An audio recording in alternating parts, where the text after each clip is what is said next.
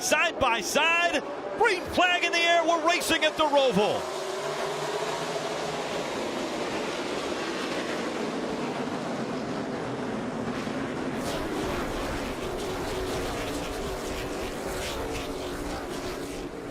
Good clean start. First time these guys have been through here too wide.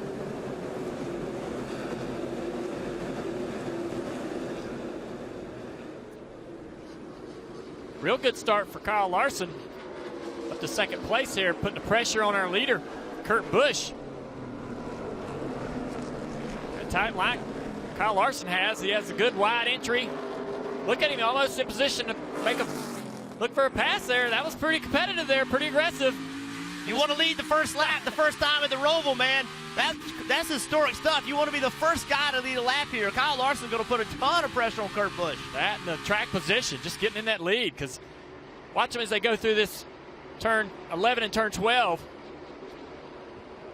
They'll start to gap each other on the exit of that corner, and as they run around the oval, turn 3 and 4, you'll see that gap increase.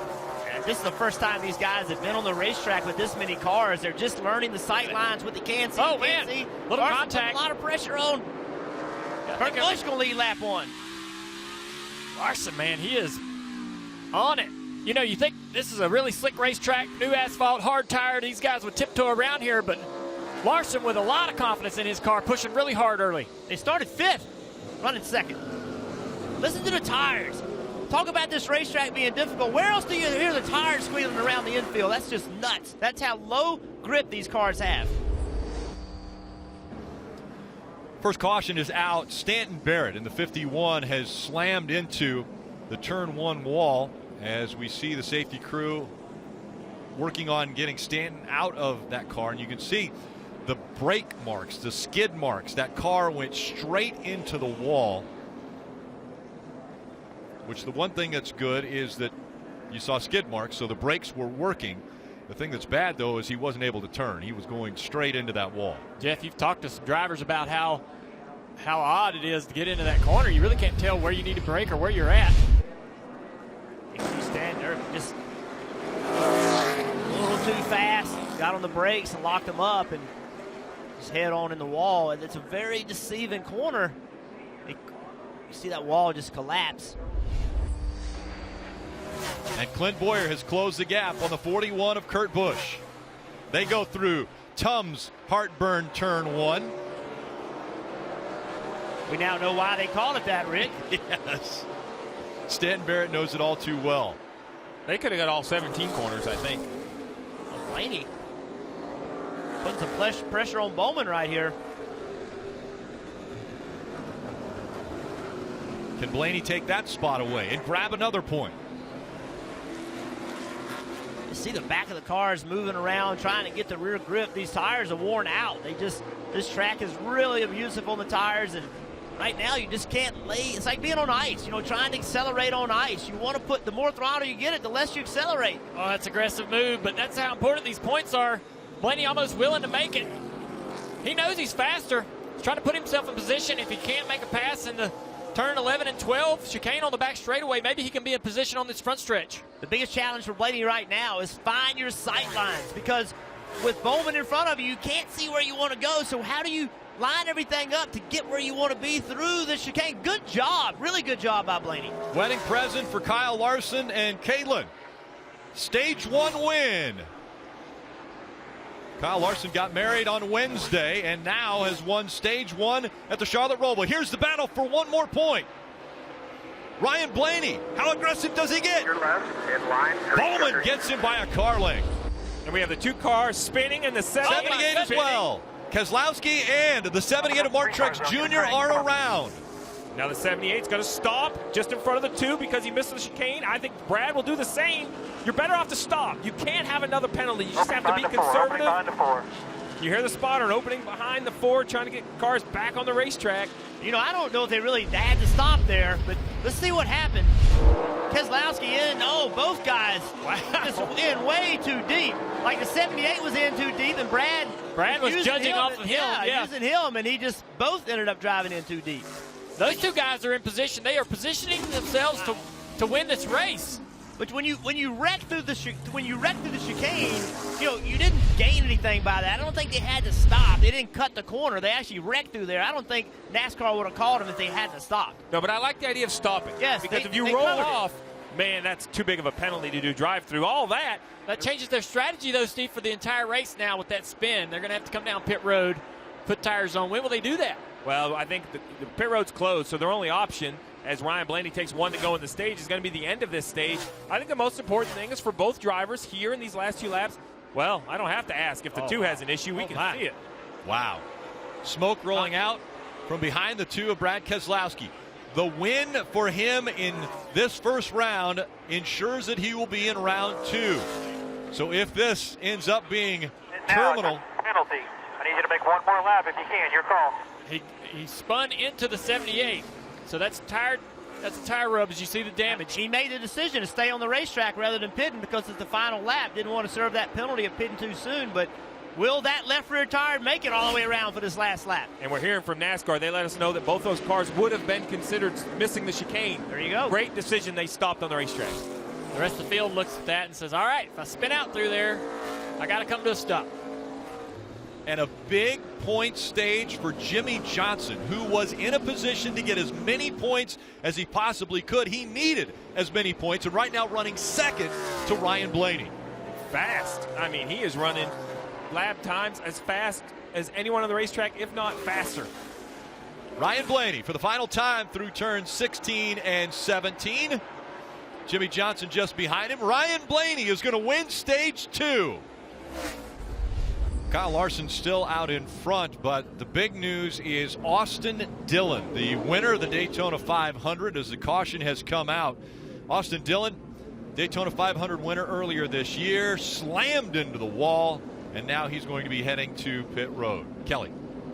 Yeah, huge playoff implications here for Austin Dillon in that 3 car. Austin saying that he had to lift to avoid the 37 of Chris Buescher ahead of him, and he just got spun out. They're going to have to come to pit road. Obviously, they're saying the wheel is bent. You can hear the frustration and disappointment from Austin inside that cockpit. Let's take a look at this and see what happened. He didn't spin out. Chris Buescher has some bad damage on the front of his car, and I believe Chris Buescher was very slow, splitter on the ground. Austin had to avoid him. And I think that outside line is very dirty. We have not been running outside of that bottom groove very much this weekend. And he got up out of that groove, into the debris, into the marbles, into the fence. Right now sitting 14th, below the cut line, 9 points out. Back up through the gears they go. A little shove from Martin Truex Jr. And too hard through one. Keselowski, Larson, both into the wall. They pile up in the Tums heartburn turn. Caution coming out again. Yeah, I just had no grip or drove it. My fault.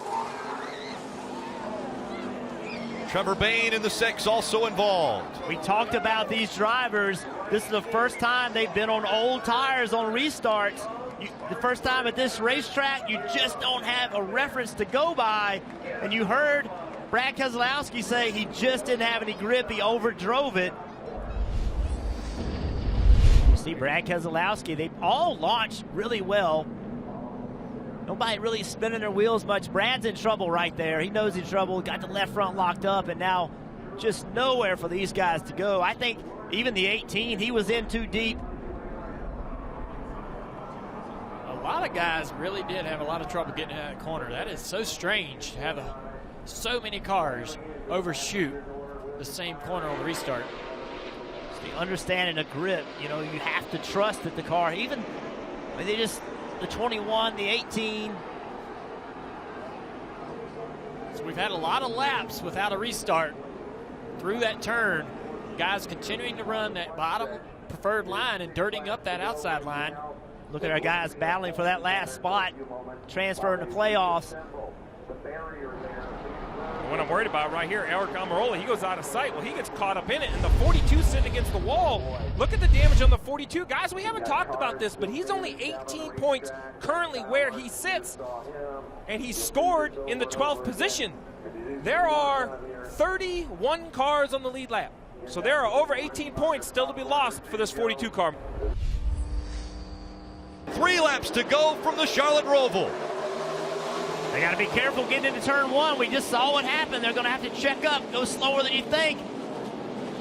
And seeing a lot of tire smoke, but back in the field, Martin Truex Jr. out in front, 2 wide now, fighting for that 4th spot. That's Blaney that's moved up into 4th. See the back of the screen, way in the back of the screen, that white car, Eric Almirola just coming into picture. There he goes, he sees a spot, needs to get it. Yeah, he needs to be aggressive here with these guys while he can. 3 spots now, 3 points separating the 42 and the 10 for the final transfer spot. As we watch this battle, Jimmy Johnson still has about 8 car lengths to catch the 78, so the race up front has a little room. That's where we're showing you Eric Almirola. That is the playoff transfer spot between him and the 42 of Larson. Still inside 23. Clear the 23. And 3 wide as they get ready to enter the chicane on the backstretch. We haven't seen that yet. That 23 car, he was a lap down, so that really wasn't a spot. It's still 3 points separating 3 spots. Coming to 2 to go. 2 to go. Still out front. The 78 of Martin Truex Jr. Almirola, who is running 23rd. The next car for position for him will be Daniel Hemrick, the 8, just in front of him. 1 point now separating. It's Alex Bowman and the 10. 1 point, 1 point. You hear the spotter telling him. The fight for the win on the right side of the screen. Martin Truex Jr., Jimmy Johnson. They dive into turn 7. Jimmy Johnson, man, he's got a really good car here. I thought Martin Truex Jr. would drive away after that restart. Jimmy really doesn't have to win this race. He just needs to finish to be able to get into the next round, but he's going for the win. They'll be coming up on the white flag. 1 to go. Look at Almirola fighting to get by that 8. Clear. 1 position, 1 point. And Alex Bowman's in a mess as well, running in the 5th or 7th position. He just passed his teammate, Chase Elliott, on the back straightaway. And a tiebreaker between the 10 and the 88 would go to the 10 of Almirola. Almirola caught those 2 guys side by side. Unfortunately for him, oh, an aggressive move. Is this going to work? Final lap. The 10 making contact with Suarez. The 8 almost goes around, able to save it.